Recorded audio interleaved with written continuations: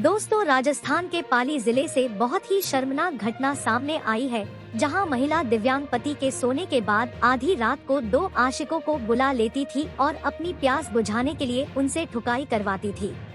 चलिए पूरी कहानी बताते हैं। यहाँ संगीता देवी नाम की महिला की शादी रामवीर नाम के व्यक्ति के साथ हुई थी। पति दिव्यांग था। वह हवसी महिला थी। स्कूली दिनों में ही सील तुड़वा चुकी थी। शादी से पहले ही वह कई आशिकों से ठुकवाती थी। शादी के बाद भी केवल वह अपने पति से खुश नहीं हुई, ससुराल में भी उसने आशिक बना लिए।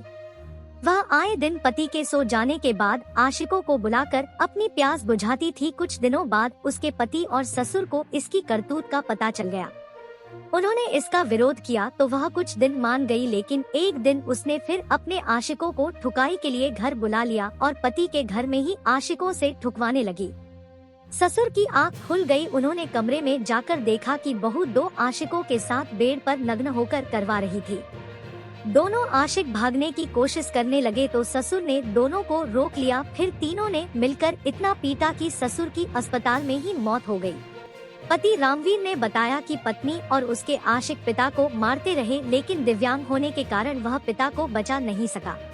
पुलिस ने फुर्ती दिखाई और आरोपी को देर रात ही दबोच लिया है। दोस्तों, यह कोई पहला मामला नहीं है।